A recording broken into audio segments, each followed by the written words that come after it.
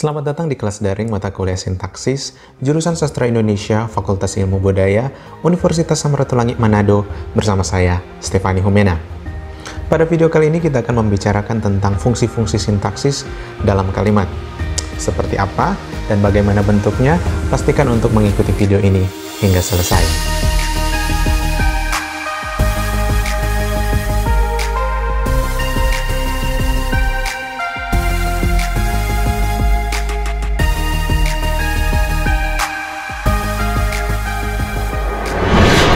Kalimat merupakan satuan lingual yang terdiri atas konstituen-konstituen yang membawa fungsinya masing-masing.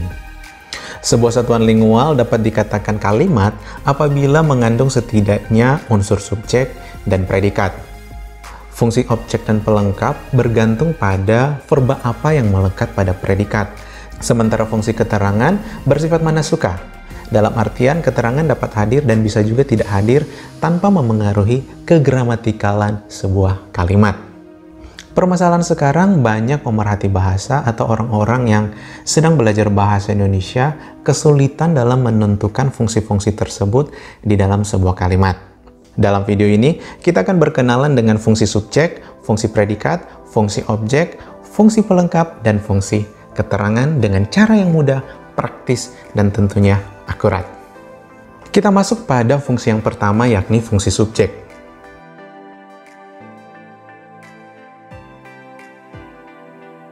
Subjek adalah bagian kalimat yang dianggap berdiri sendiri, yang tentangnya diberitakan mengenai sesuatu.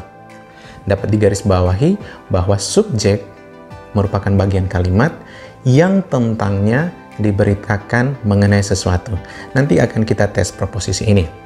Kemudian, untuk mengenal bagaimana subjek itu, kita juga terlebih dahulu harus mengidentifikasi ciri-ciri subjek tersebut.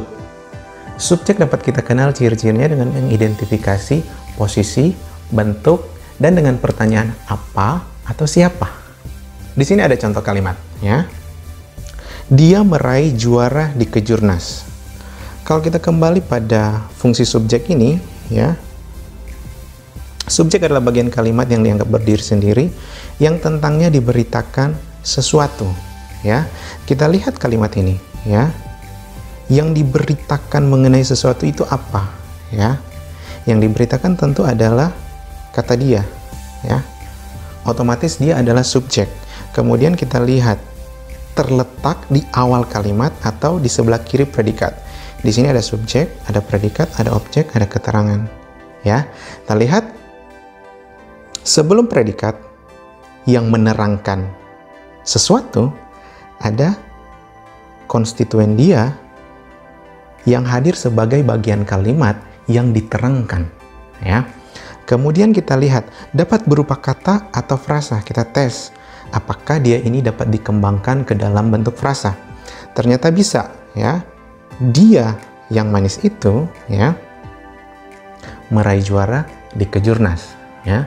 Berarti proposisi yang kedua sah, ya. Subjek terletak di depan, tentangnya diberitakan tentang sesuatu dan dapat dikembangkan menjadi frasa, ya. Kemudian di sini dapat dipertanyakan dengan apa dan siapa. Bagaimana caranya? Kita tinggal menggunakan kata tanya yang ada di sini untuk mempertanyakan subjek. Misalnya menggunakan kata apa? Siapa yang meraih juara di Kejurnas?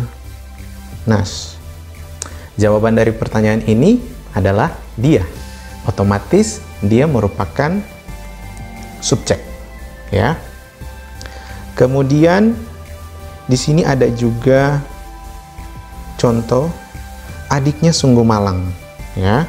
Dapat juga dikembangkan ke dalam bentuk frase, yakni adiknya sungguh malang, ya. Siapa yang sungguh malang? Adiknya. Siapa yang sungguh malang? Adiknya yang bungsu. Sungguh malang.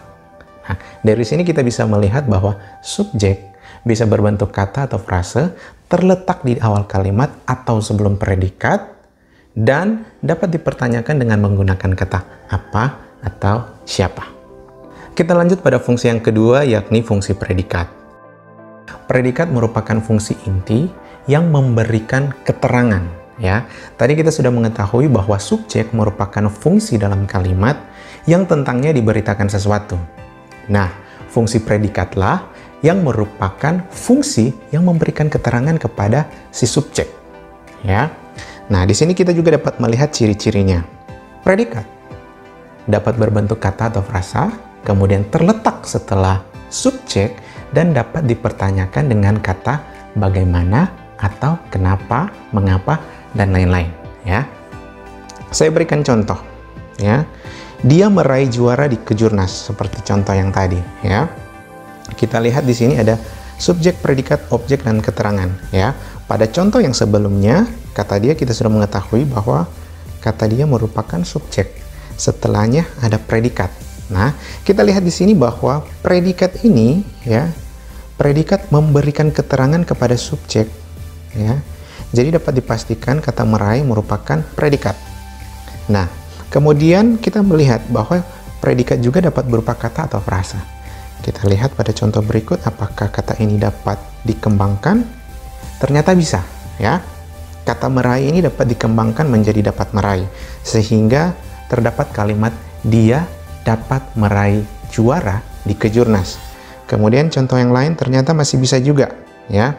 Dia mampu meraih juara di Kejurnas, dia bisa saja meraih juara di Kejurnas. Kemudian dapat juga dengan menggunakan pertanyaan kenapa atau bagaimana, ya. Jadi di sini kita menggabungkan kata tanya kenapa, bagaimana dengan subjek untuk bertanya ihwal predikatnya apa, ya. Jadi misalnya kenapa dia meraih juara kelas, atau mengapa dia bisa saja meraih juara kelas. Dia mampu meraih juara kelas.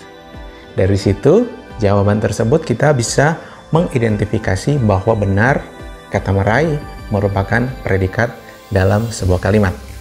Lanjut pada fungsi yang ketiga, yakni fungsi objek.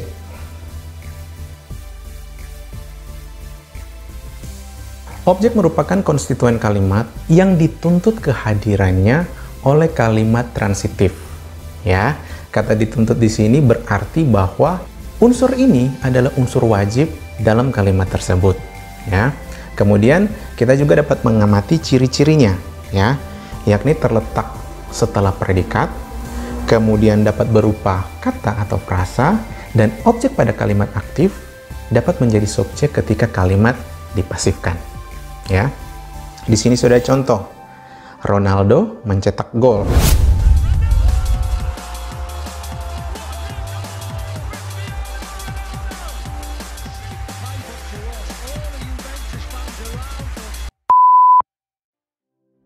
Kemudian kita lihat dapat berupa kata atau frasa. Kita lihat di sini ada objek gol. Ya, kita lihat apakah dia dapat dikembangkan dalam bentuk frasa.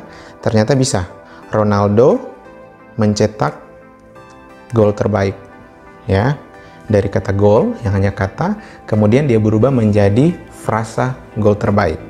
Kemudian kita lihat apakah dia dapat menjadi subjek ketika kalimat ini dipasifkan. Ya. Ternyata bisa, ya. Gol dicetak Ronaldo. Ronaldo yang sebelumnya adalah subjek ketika dipasifkan dia berubah menjadi objek. Kemudian, ya, gol terbaik dicetak Ronaldo. Ya. Jadi di sini terjawab bahwa objek, ya, dalam kalimat pasif bisa berubah menjadi subjek ketika kalimat itu dipasifkan. Nah, kalau kita kembali pada definisi ini, bahwa objek merupakan bagian kalimat yang dituntut oleh kalimat transitif, ya, kita dapat mengetes dengan cara menghilangkan objek tersebut. Apabila objek tersebut dihilangkan, kemudian kalimatnya menjadi tidak gramatikal lagi, itu berarti dia memang objek, ya. Di sini coba kita hilangkan kata Ronaldo, objek Ronaldo, ya. Ternyata kalimat ini menjadi tidak gramatikal, ya. Gol terbaik dicetak, ya. Gol terbaik dicetak. Tidak bisa seperti itu, ya. Akan jadi pertanyaan, siapa yang mencetak gol itu? ya. Kenapa? Karena verba di situ adalah verba transitif atau verba yang membutuhkan sebuah objek. Jadi Ronaldo harus dikembalikan, objek harus dikembalikan pada kalimat transitif, entah itu pasif atau aktif. Kemudian contoh lain di sini, presiden mengadakan. Apa yang diadakan presiden? Ya, harus ada sesuatu, harus ada nomina di situ untuk membuat kalimat ini menjadi kalimat yang utuh. Taruhlah rapat. Nah, di sini kita bisa melihat kalimat ini menjadi utuh. Presiden mengadakan rapat. Kemudian, rapat diadakan presiden. Bentuk pasif dari presiden mengadakan rapat. Ya. Kemudian, fungsi yang keempat, yakni fungsi pelengkap. Pelengkap atau komplement merupakan bagian dari frasa verba yang dibutuhkan untuk membuat sebuah predikat yang utuh. Ya, kita bisa melihatnya juga dengan memperhatikan ciri-cirinya, ya, yakni terletak setelah predikat, dapat berupa kata atau frasa, dan tidak dapat menjadi subjek jika kalimat dipasifkan. Berbeda dengan objek. Objek meskipun berada di belakang predikat, tetapi dia bisa menjadi subjek ketika kalimat dipasifkan. Tetapi itu tidak berlaku pada pelengkap, meskipun dia terletak di belakang predikat. Kita lihat contohnya, ya. Kakinya terantuk batu. Ya. Di sini ada subjek, predikat, dan pelengkap. Ya. Kenapa di sini pelengkap? Kenapa dia bukan objek? Karena predikat yang ada di situ bukan predikat transitif, melainkan predikat intransitif. Begitu juga di sini, ya. Batu yang besar, kakinya terantuk batu yang besar. Kasus yang sama juga terjadi pada kalimat ketiga, yakni mobilnya kehabisan bensin. Di situ dia tidak menggunakan objek, tetapi menggunakan pelengkap. Kenapa? Karena predikatnya bukan verba transitif, melainkan intransitif. Kemudian yang terakhir adalah ibu saya adalah guru. Ibu saya subjek, adalah predikat, kemudian guru pelengkap. Di situ kita mendapatkan verba copula adalah, ya. Kata adalah, merupakan, itu adalah verba-verba copula. Ketika sebuah kalimat terdapat verba copula, otomatis dia akan diikuti dengan fungsi pelengkap, bukan fungsi objek, ya. Kemudian yang terakhir ada fungsi keterangan, ya. Fungsi keterangan bukanlah sebuah inti di dalam kalimat. Kenapa? Karena keterangan ini dapat dipindah-pindahkan tempatnya, bahkan keterangan bisa hadir dan juga bisa tidak hadir dalam sebuah kalimat tanpa mempengaruhi kegramatikalan kalimat tersebut, ya. Ciri-cirinya adalah dapat berpindah-pindah tempat, kemudian dapat dihilangkan tanpa memengaruhi kegramatikalan kalimat tersebut, ya. Di sini ada contoh, yakni kakinya terantuk batu di pasar. Subjek, predikat, pelengkap, keterangan. Kakinya terantuk batu di pasar. Ya, di pasar ini merupakan keterangan, dan kita lihat apakah dia benar-benar bisa berpindah tempat. Lihat pada contoh selanjutnya. Di pasar, kakinya terantuk batu. Pada kalimat yang ketiga, kakinya di pasar terantuk batu, ya. Dari ketiga kalimat ini memuat makna yang sama, ya.